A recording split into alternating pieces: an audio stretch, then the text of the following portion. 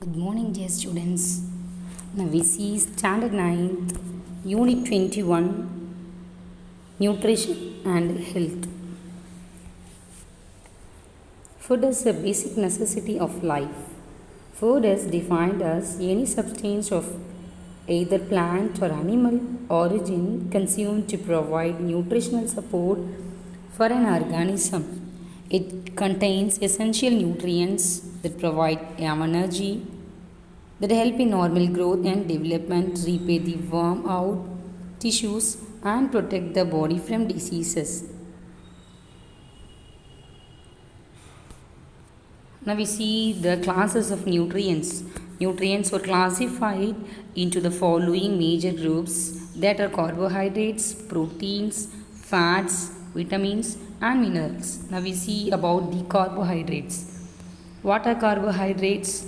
Carbohydrates are organic compounds composed of carbon, hydrogen, and oxygen. Carbohydrate is an essential nutrient which provides the chief source of energy to the body. For example, glucose, sucrose, lactose, starch, cellulose are some of the examples for the carbohydrates. Now we see the next nutrient, protein. Proteins are the essential nutrients and also the building blocks of the body. They are essential for the growth and the repair of body cells and tissues. Proteins are made of amino acids. The next nutrient is fat. Fat in the diet provides energy. They maintain cell structure and are involved in metabolic functions. Next one is vitamin. Vitamins are the vital nutrients that are required in minute quantities to perform specific physiological and biochemical functions. Next nutrient is mineral. Minerals are the inorganic substances required as an essential nutrient by an organism to perform various biological functions necessary for life. Now we see about the vitamins and their some of the vitamins and their dietary sources and the deficient disorders and symptoms. The first one is vitamin A. The sources of vitamin A are carrot, papaya, leafy vegetables, fish liver oil, egg yolk, liver, dairy products. The deficiency disorders of the vitamin A are xerophthalmia, nyctalopia. And the symptoms of vitamin A are dryness of cornea, unable to see in the night. Vitamin D. The sources of vitamin D are egg, liver, dietary products, fish, synthesized by the skin in sunlight. Deficiency disorders of vitamin D is rickets. The symptoms of rickets is bowel, defective ribs, development of pigeon chest. The next vitamin is vitamin E. The sources of vitamin E are whole wheat, meat, vegetable oil, milk. The deficiency of vitamin E is sterility in rats, reproductive abnormalities. The symptoms of the vitamin E is sterility. And the next vitamin is vitamin K. The sources of vitamin K is leafy vegetables, soya bean, milk. The deficiency of vitamin K is blood clotting is prevented. The symptoms of vitamin K is excessive bleeding due to delayed blood clotting. Vitamin B1. The sources of vitamin B1 is whole grains, yeast, eggs, liver, sprouted pulses. The deficiency diseases of vitamin B1 is beriberi, and the symptoms are degenerative changes in the nerves, muscles that become weak, paralysis. Vitamin B2. The sources of vitamin B2 is milk, eggs, liver, green vegetables, whole grains. And the deficiency disease is araboflavinosis, and the symptoms are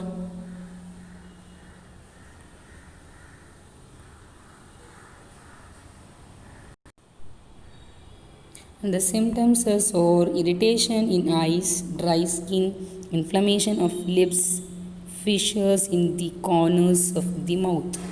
And the next one is vitamin B3. The sources of vitamin B3 are milk, eggs, liver, lean meat, groundnuts, and bran. And the diseases is pellagra. And the symptoms are inflammation of skin, loss of memory, and diarrhea. Vitamin B6. The sources of vitamin B6 are meat, fish, eggs, germ of grains and cereals, rice polishings. The diseases are dermatitis. The symptoms are scaly skin, nerves disorders. Vitamin B12, the sources of vitamin B12 are milk, meat, liver, pulses, cereals, and fishes. The diseases are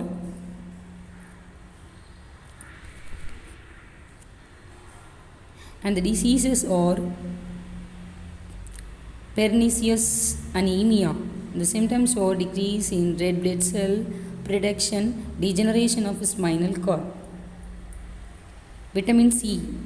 Sources of vitamin C are leafy vegetables, sprouts, citrus fruits like gooseberry, lemon, and orange. Deficiency disease for the vitamin C is scurvy, and the diseases are swollen and bleeding gums, delay in healing of wounds, teeth, and bones malformed. Now we see about the protein energy malnutrition. Absence of certain nutrients in our daily diet over a long period of time that leads to the deficiency diseases. This condition is referred as malnutrition. Deficiency of proteins and energy leads to severe conditions like kwashiorkor and marasmus. The first one is kwashiorkor. It is a condition of severe protein deficiency.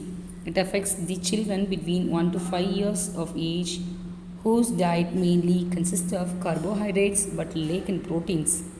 The next one is marasmus. It usually affects the infants below the age of 1 year when the diet is poor in carbohydrate, free fats and proteins. Now the next one is food hygiene. Poor personal hygiene may allow pathogenic microorganisms to cause food spoilage.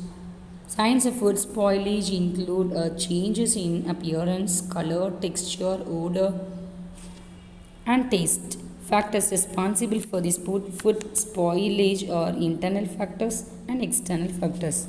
Internal factors includes the enzymatic activities and moisture content of the food. External factors include adulterants in food, contaminated utensils and equipments, unhygienic cooking area, and lack of storage facilities. The next topic is food preservation. Food preservation is a process of preservation of food from decaying or spoilage by storing in a condition fit for future use. Food is preserved to increase the shelf life of food, retain the color, texture, flavor, and nutritive value, increase food supply, and decrease the wastage of food. Now we see about the methods of food preservation. There are various methods of food preservation that are drying, smoking, irradiation, cold storage, pasteurization, and canning. First we see about the drying. Drying is a process of preservation of food by removal of water in the food. It can be done either by sun drying or vacuum drying or hot air drying. Drying inhibits the growth of microorganisms such as bacteria, yeast, and molds. Now the next one is smoking. In this process, the food products produced meat and fishes are exposed to smoke. The drying action of the smoke tends to preserve the food. Next one is irradiation. Food irradiation is the process of exposing food to optimum level of ionizing radiations like X-rays, gamma rays, or UV rays to kill the harmful bacteria and pests and to preserve its freshness. Now the next one is cold storage. It is a process of storing the food, perishable foods such as vegetables, fruits, and food products, milk and milk products at low temperature. Preserving the food products at low temperature slows down the biological and chemical reactions and prevents the spoilage. The next preservation is freezing. It is one of the widely used methods of preservation. In this process, storing the food below 0 degrees Celsius, at which the microorganism cannot grow, chemical reactions are reduced, and metallic reactions are also decayed. The next preservation is pasteurization. It is a process of heat treatment of liquid food products. For example, preservation of milk and beverages. In this process, it's also boiling of milk to a temperature of 63 degrees Celsius for about 30 minutes and suddenly cooling to destroy the microbes present in the milk. The last method of preservation is canning. In this method, most vegetables, fruits, meat, and dairy products, fruit juices, and some ready to eat foods are processed and stored in a clean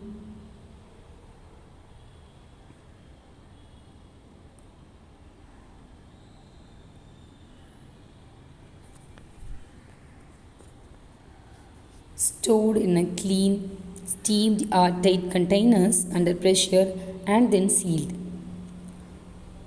It is then subjected to high temperature and cooled to destroy all microbes. Now the next topic is addition of preservatives. Food can be preserved by adding natural and synthetic preservatives. Natural preservatives. Some naturally available materials like salt, sugar, oil are used as food preservatives. First one is the addition of salt. It is one of the oldest method of preserving food. Addition of the salt that removes the moisture content in the food by the process of osmosis. This prevents the growth of bacteria and reduces the activity of microbial enzymes. Meat, fish, gooseberry, lemon, and raw mangoes are preserved by salting. The next preservation is addition of sugar, honey that are added as a preservative to increase the shelf life of fruits and fruit products such as jams, jellies, squash. Next one is addition of oil. Addition of oil in pickles that prevents the contact of air with the food. Hence, the microorganism cannot grow and spoil the food. Next one is the synthetic preservatives. Synthetic food preservatives like sodium benzoate, citric acid, vinegar, sodium bisulfate, and potassium bisulfate are added to food products like sauces, jams, jellies, packed foods, and ready to eat foods. These preservatives delay the microbial growth and keep the food safe for long duration. Next topic is food adulteration. Adulteration is defined as the addition or subtraction of any substance to or from food so that the natural composition and the quality of food substance is affected. Adulteration is any material which is used for the purpose of adulteration. The adulteration in food can be classified in three categories, that is natural adulterants, incidental or unintentional added adulterants, intentionally added adulterants. The first one is natural adulterants. Natural adulterants are those chemicals or organic compounds naturally present in food. For example, toxic substances in some poisonous mushrooms, prussic acid in seeds of apples and cherry, marine toxins, fish oil poisoning, environmental contaminants. Next food adulteration method is incidental or incidental unintentionally added adulterants. These types of adulterants are added unknowingly due to ignorance or carelessness during food handling or packaging. It includes pesticide residues, dropping of rodents, insects, rodent bites, and larvae in food during its storage, microbial contamination due to the presence of pathogens like Escherichia coli, Salmonella in fruits, vegetables, ready to eat meat, and poultry products. And the last one is Intentionally added adulterants. These adulterants are intentionally added adulterants. These adulterants are added intentionally for financial gain and have serious impact on the health of the consumers. These types of adulterants include additives and preservatives like vinegar, citric acid, sodium bicarbonate, hydrogen peroxide in milk, modified food starch, food flavors, synthetic preservatives, and artificial sweetness. Chemicals like calcium carbide to ripen bananas and mangoes. Non certified food colors containing chemicals like metallic lead are used to give colors to the vegetables like green leafy vegetables, bitter gourd, green peas. These colors are added to give a fresh look to the vegetables. Now the next one is health effects of adulterated foods. Consumption of these adulterated food may lead to serious health effects like fever, diarrhea, nausea, vomiting, gastrointestinal disorders, asthma, allergy, neurological disorders, skin allergies, immune suppression, kidney and liver failure, colon cancer, and even birth defects. The next topic is food quality control. The government always ensure that pure and safe food is made available to the consumers. In 1954, the Indian government enacted the food law known as Prevention of Food Adulteration Act and the Prevention of Food Adulteration Rules in 1955 with objectives of ensuring pure and wholesome food to the consumers and protect them from fraudulent trade practices. Next topic is food quality control agencies. ISI, AGMORC, FPO, FCI and other health departments enforce minimum standards for the consumer products. FCI was set up in the year 1965 with the following objectives: effective price support, operations for safeguarding the interest of farmers, distributing food grains throughout the country, maintaining the satisfactory levels of the operational and buffer stock of food grains to ensure national security, regulate the market price to provide food grains to consumers at reliable price. Now we see some of the food control agencies, their standardized mark and the role in food safety. First one is ISI.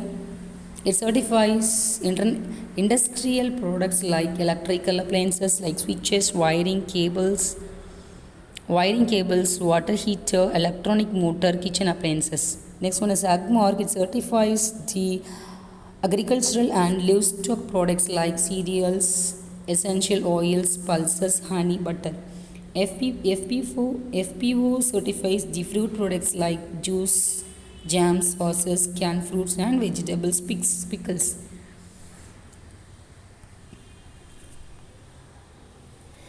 And the last control agency is FSSAI, Food Safety and Standards Authority of India. It is responsible for protecting and promoting the public health through regulation and supervision of food safety. Thank you, students.